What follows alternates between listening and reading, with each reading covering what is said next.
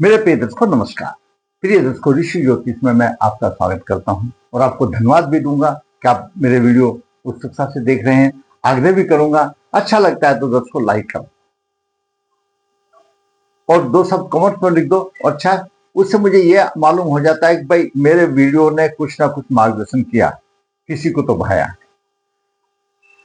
दर्शकों, मेरा वीडियो वास्तविक वीडियो होता है, आप लोगों की कुंडली का होता है।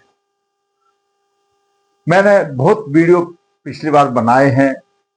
मैंने आपको पुष्कर नवास, 20 नवास और 64वें नवास, 22वें देशकोण में ग्रहों का प्रभाव मैंने बताया है।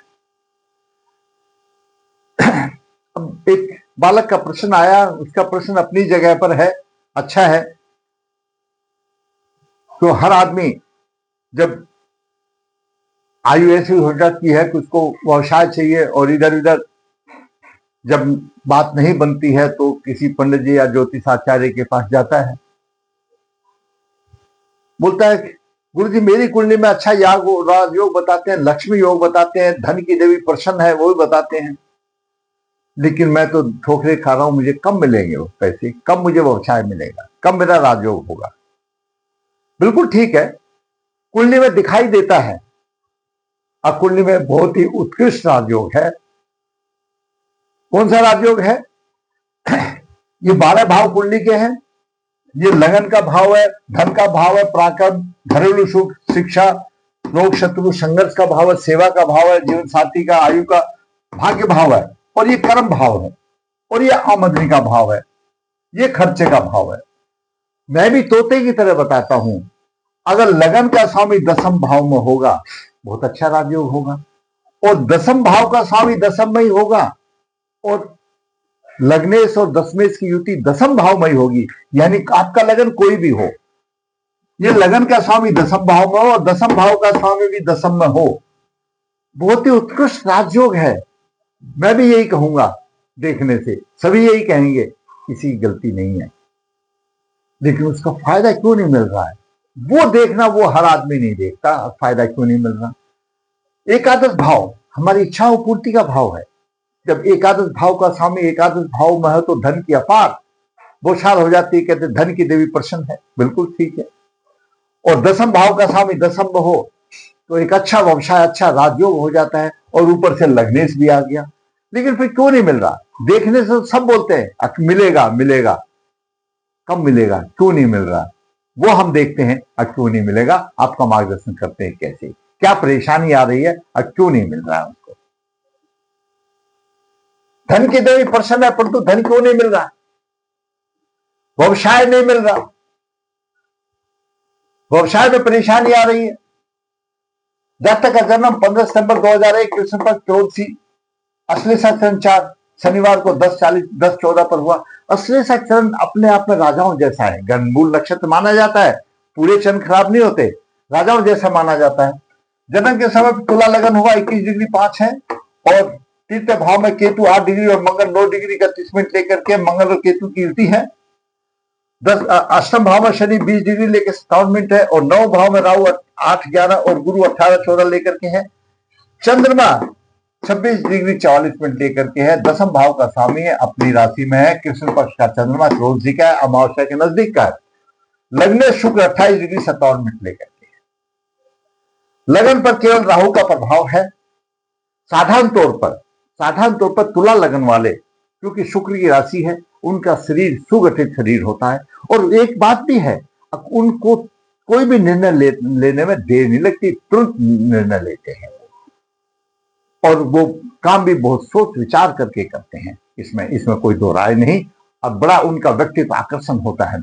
लगन का स्वामी शुक्र यहां पर आ गया 10म भाव में। हर कोई बताएगा, मैं भी बताऊंगा, जब तक अगर गहन अध्ययन नहीं करूंगा तो मैं भी बताऊंगा। अब बहुत अच्छा राजयोग है, लगन का स्वामी कर्म भाव में अच्छा हो गया, और 10म भाव का स्वामी भी चंद्रमा यहां पर बहुत अच्छा हो गया। इच्छा पूर्ति का भाव है एकादश भाव, सूर्य देव वहां बैठे हुए हैं, लगन की डिग्रियां भी इनके अनुरूप सी आ रही है। इच्छा पूर्ति होनी चाहिए, लेकिन जब तक तो परेशान हो रहा, इच्छा पूर्ति हो नहीं रही। सूर्य अपनी जगह ठीक है, भाई आमदनी तो दे रहा है, लेकिन कर्म करेंगे जब तो आमदनी मिलेगी। कर्म कहां चला गया? हम नवास कुंडली देखते तो विश्व नवास में शुक्र और चंद्रमा दोनों विश्व नवास में आ गए। यहां पर कर्म चला गया, यहां पर आपका राजयोग चला गया, जबकि शुक्र और चंद्रमा बहुत अच्छा लक्ष्मी योग है।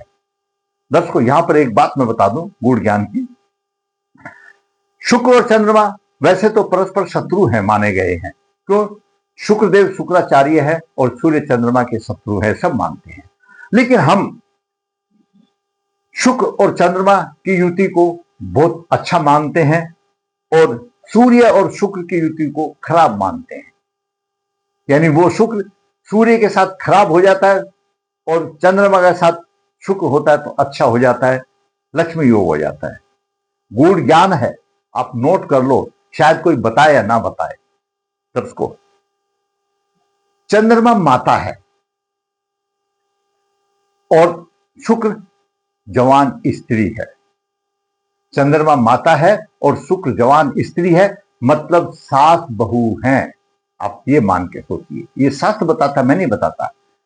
चंद्रमा माता है और शुक्र जवान स्त्री है। घर में जो से जवान स्त्री होती है, पुत्र वधू लगा लीजिए आप, तो चंद्रमा सास हो गई और शुक्र जवान बहू, दोनों की जोड़ी अच्छी है, लक्ष्मी योग बनाता है। और इन दोनों की अच्छी गुटर मुटर जिस घर में होगी, सास बहू की अच्छी जिसमें बनेगी, उनकी अच्छी गुटर मुटर होगी, लक्ष्मी माता अपने आप आ जाएगी। क्यों? औरत को घर लक्ष्मी माना गया। दूसरी तरफ मैं यही बता दूं, जब बात आ गई थी तो बोलते अगर बात आ जाती है तो बता देना चाहिए, आपका मार्गदर्शन होगा। शुक्र और सूर्य की युति अच्छी क्यों नहीं मानी जाती? परस्पर शत्रु तो वो भी है, परस्पर शत्रु तो चंद्रमा शुक्र भी है, लेकिन सूर्य पिता है और शुक्र जवान स्त्री है, पुत्र वधू है। वो अपने ससुर के साथ, पिता के साथ में चुप हो जाती है, प्रभावी हो जाता है और उन दोनों की जोड़ी नहीं खिलती, सास बहू की जोड़ी हमेशा आती है। आपने सुना भी होगा, कितने गूढ़ रहस्य की बात है, मैंने जो आपको बात बताई। तो लक्ष्मी योग बनता है, इसमें कोई दो राय नहीं है। और पुष्कर नवास में सूर्य भी है, गुरु भी है, और गुरु धन के कारक हैं। हमारे कितने भी धन के योग उसमें होने दो, जब गोचर में गुरु आपके ग्रह से एकादश भाव के स्वामी, धन के भाव के स्वामी, जिससे भी त्रिकोण में आता है, उसका मैंने वीडियो बताया, तभी धन की वर्षा करते हैं। धन की वर्षा तो गुरुदेव नहीं करनी है, कारक तो वही है। योग होने से तभी कारक देंगे, नहीं तो नहीं करेंगे। ये योग तो है और धन के कारक भी गुरु पुष्कर नवास में है। गुरु छठे भाव के स्वामी है, तृतीय भाव के स्वामी पराक्रम में रहेंगे और धन के कारक भी धन भी देंगे। लेकिन जहां पर गुरु और राहु का चांडाल योग आ गया, शापित कुंडली बन गई, 7 साल का 7 पीढ़ी का श्राप लग गया, ये परेशानी आ गई धन में आने से।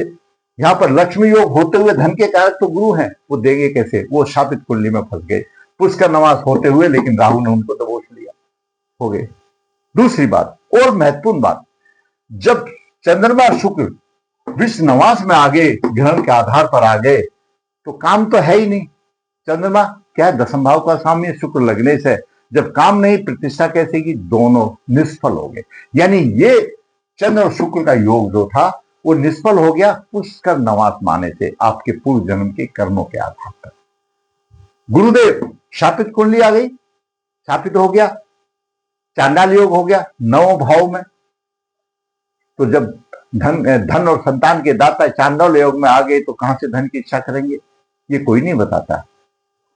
शुक्र चंद्रमा का लक्ष्मी योग 10वें भाव में विफल हो गया, ये भी तो देखना पड़ेगा ना, अंश कितने हैं? पुष्कर नवास में आ गया, ये कारण नहीं। अब सूर्य देव तो तथास्तु देने के लिए धन की लक्ष्मी तैयार बैठी है, काम करोगे तब तो देंगे, बिना काम के कहां से आएगा? उधर द्वितीय भाव का स्वामी मंगल भी केतु के साथ आ गया। शनि प्रबल कारक है, अष्टम भाव में आयु लंबी देता है और तीसरी दृष्टि से देख भी रहा है, लेकिन जब लगने से पिट गया, 10वें भाव का स्वामी पिट गया, तो अकेला शनि क्या करेगा?